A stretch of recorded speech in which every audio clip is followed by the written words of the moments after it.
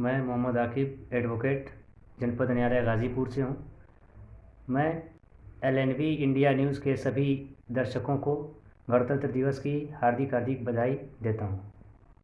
Bharatiya Janata party ने इस बार UP विधानसभा चुनाव में सीएम योगी और उप मुख्यमंत्री केशव मौर्य को चुनावी मैदान में उतार दिया। साथ ही खबर है कि पार्टी बड़े नेताओं को चुनावी समर उतारने जा रही है। इसी के तहत चर्चा है कि उप मुख्यमंत्री दिनेश शर्मा और प्रदेश अध्यक्ष समेत कुछ और मंत्रियों को भी चुनाव लड़ा सकती। हालांकि ये भी खबर है कि दिनेश शर्मा और स्वतंत्र देव सिंह चुनाव नहीं लड़ेंगे। खुद दिनेश शर्मा कहते हैं कि चुनाव लड़ने का फैसला सिर्फ पार्टी ही करेगी। देखिए, उसके बारे में हमारा शासनादेश है, शासनादेश में उसका वर्णित है। हमने शासनादेश में बिल्कुल स्पष्ट लिखा था कि कोरोना संक्रमण काल में जैसे जो विद्यालय 6 महीने और साल भर की फीस एडवांस जमा कराते थे वो नहीं कराएंगे, प्रति माह के हिसाब से शुल्क लेंगे। अगर कोई देना चाहता है 3 माह या 6 माह का तो उसके लिए कोई बंधेजी नहीं है, लेकिन 1 माह का शुल्क ले सकते हैं। अगर किसी को और इतराज हो तो उसका शुल्क उस महीने ना लेके भविष्य में जब वो दे सके तो किस्तों में उसका शुल्क लिया जाए। इस प्रकार का शासनादेश हमने जारी किया।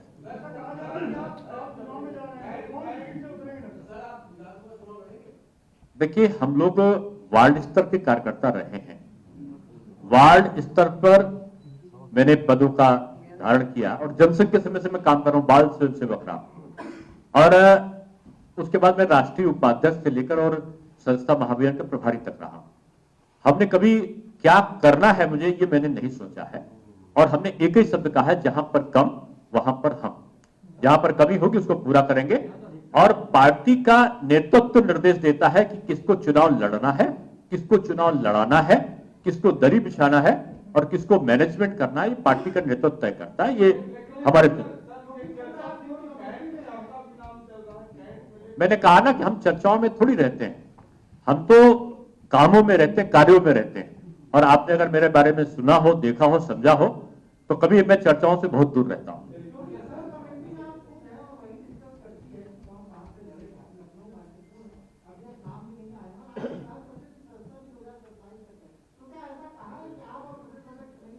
देखिए, आपने सारे प्रश्नों का उत्तर स्वयं दिया, प्रश्न भी किया है, उत्तर भी दिया है। मैं आपके उत्तर को ना तो समर्थन करता हूं ना खंडन करता हूं।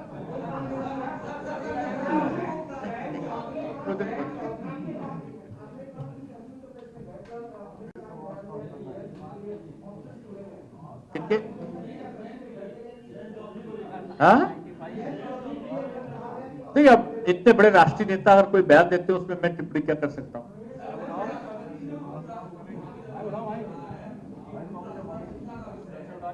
हमने अभी पढ़ा नहीं, मैं पढ़ लेता हूं फिर जवाब देता हूं। नहीं, वो तो 7 लोगों को सस्पेंड किया है और मुख्यमंत्री जी ने केंद्रीय रेल मंत्री से बात करके उसमें उसकी व्याख्या हो रही है। और जो भी एक चीज मैं बताना चाहूंगा कि कोई भी अधिकारी हमारे छात्रों के प्रति, शिक्षकों के प्रति, कर्मचारियों के प्रति अगर कोई विपरीत कार्य करता है तो सरकार उसको बख्शने वाली नहीं है। हम पूरी तरीके से अपने विद्यार्थियों के साथ में हैं और कृत संकल्प हैं कि रोजगार के साथ किसी भी विद्यार्थी को या किसी नौजवान को हम अधिकतम रोजगार दे सके, उसकी तरफ हम बढ़ रहे हैं। नहीं, उसका भी पता लगाएंगे। अगर ऐसी बात आप कह रहे हैं तो उसका पता लगाएंगे। और हाँ, आपने कई विकास कार्य के बारे में बताया, लेकिन ग्रामीण क्षेत्रों की अगर बात करें तो आज भी ग्रामीण क्षेत्र बाढ़ग्रस्त समस्याओं से जूझ रहे हैं। उसके लिए क्या योजना बीजेपी? देखिए, बाढ़ग्रस्त क्षेत्रों के लिए पहली बार जो एक वृहद कार्य योजना बनाई गई थी, चाहे नदियों के कटान को रोकने के प्रयत्न रहे हो, चाहे सिल्ट को निकासी कर रहे हो, ये सारे प्रयत्न अब पूरे साल भर चलते हैं। पहले क्या होता था, बाढ़ आती थी उस समय किए जाते थे और अब की इसका प्रभाव यह पड़ा कि भयंकर बाढ़ की स्थिति की संभावना के बावजूद बाढ़ का कम से कम प्रभाव पड़ा है। दिनेश शर्मा ने कहा कि बीजेपी ने हर स्तर पर अभूतपूर्व काम किया। भाजपा ने शिक्षा के क्षेत्र में भी बेहतरीन काम किए। जब सरकार बनी तब इंटरमीडिएट की परीक्षा चल रही थी, तब नकल का टेंडर होता था। 1,94,000 सीसीटीवी कैमरे लगाए गए। दुनिया के सबसे बड़े बोर्ड में पारदर्शिता के साथ परीक्षा हुई। पढ़ाई का कैलेंडर बनाया गया, समय से पढ़ाई और परीक्षा। कोविड में भी ऑनलाइन पढ़ाई और परीक्षा की व्यवस्था बनाई गई। वो दौर था जब मुझे शिक्षा का विभाग मिला और मैं परीक्षा केंद्रों का निरीक्षण करने के लिए गया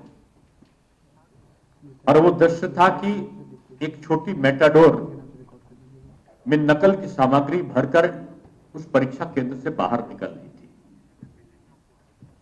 एक अजीब सा वातावरण था, नकल उद्योग बन गया था और प्रधानमंत्री जी को कहना पड़ा था उत्तर प्रदेश की एक रैली में कि यहां नकल के टेंडर उठते हैं और ये वास्तविकता मैंने देखी।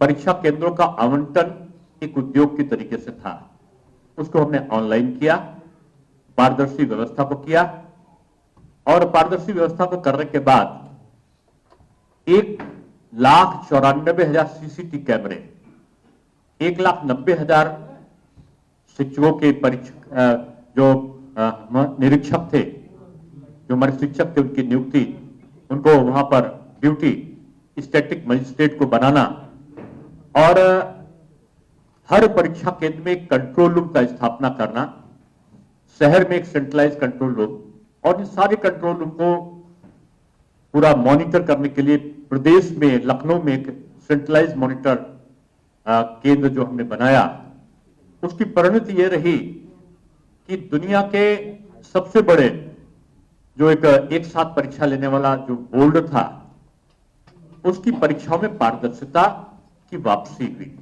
परीक्षा संपादन में। और ये एक वो अवसर था कि जब कॉलेजेस में, विद्यालयों में पढ़ाई नहीं होती थी, हम लोगों ने एक टाइम टेबल पूरा 10 महीने पहले जारी किया, कब परीक्षा, कब परिणाम, कब उसकी चेकिंग और कब प्रवेश होगा।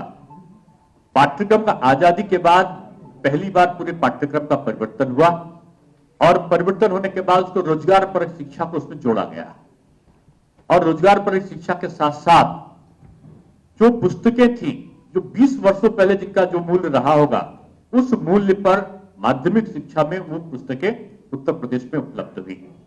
समय से परीक्षा, समय से परिणाम और समय से परिणाम के साथ साथ समय से प्रवेश और पूरे वर्ष पठन पाठन की प्रक्रिया पारदर्शी तरीके से हुई।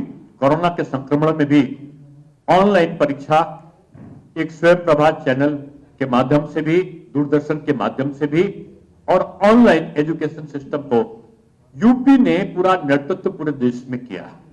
अपनी सरकार की उपलब्धियां गिनाते हुए दिनेश शर्मा ने कहा कि संस्कृत भाषा की शिक्षकों की नियुक्ति हुई। इन भाषा के छात्रों को टैबलेट दिया गया। शिक्षकों की सेवा अवधि में 2 साल का विस्तार दिया गया। 1.5 लाख अध्यापकों के पदों का सृजन भी किया गया। संकल्प पत्र में जो वादे किए थे उन्हें पूरा भी किया। जिन शिक्षकों की विसंगतियां हैं उन्हें भी दूर करने की कोशिश कर रहे हैं। और हायर एजुकेशन में तो 78,000 जो लेक्चर्स थे, एक रिकॉर्ड बना, अपलोड की डिजिटल लाइब्रेरी हमने बनाई, जिसमें मुफ्त में विद्यार्थियों को पढ़ने के लिए और अध्ययन अध्यापन के लिए वो जो उत्तर प्रदेश के अच्छे जो प्रोफेसर थे उनके लेक्चर्स अपलोड होकर उसमें सामने आए।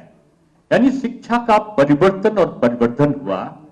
संस्कृत भाषा के जितने भी अध्यापक माध्यमिक विद्यालयों में नहीं थे, सभी जगह उनको उपलब्ध कराने का एक अभियान चला और उनको उपलब्ध कराया गया। संस्कृत के विद्यार्थियों को भी माध्यमिक शिक्षा के विद्यार्थियों की तरीके से प्रथम 10 स्थान प्राप्त करने वालों को 1 लाख रुपए और टैबलेट देने का काम, और माध्यमिक शिक्षा में जिस प्रकार से विद्यार्थी जो हाई लेवल का जो मार्क्स प्राप्त करते थे प्रथम 10 में, उनके कहने पर उनके नाम पर गौरव पत्र, यानी उस क्षेत्र का विद्यार्थी कौन मेधावी है उसके लिख के देने पर गौरव पत्र का निर्माण वहां पर कराने की प्रक्रिया, ये कुछ ऐसे काम थे जिन्होंने शिक्षा के क्षेत्र में अभूतपूर्व परिवर्तन किए। जो शिक्षक हैं उनको भी शिक्षक पुरस्कार दिया गया और उनकी सेवा अवधि में 2 वर्ष की वृद्धि के साथ उनके जो इनाम की राशि थी वो बढ़ाई गई। और यही चीज संस्कृत के जो अध्यापक थे उनके साथ भी किया गया।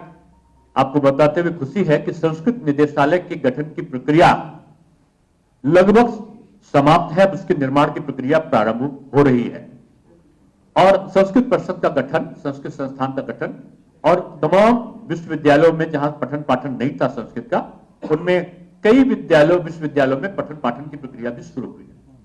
यानी हमने शुचिता, पारदर्शिता के साथ शैक्षिक परिवर्तन किए और सभी विश्वविद्यालयों में शोध पीठों का निर्माण, शोध गंगा पोर्टल का निर्माण, रिक्त पदों की भर्ती को पारदर्शी तरीके से पूरा करना, यानी बेसिक, माध्यमिक और उच्च शिक्षा को अगर मिला लें तो 1.5 लाख के आसपास अध्यापकों की पारदर्शी तरीके से नियुक्तियों का क्रम बगैर किसी भेदभाव के संपादित हुआ।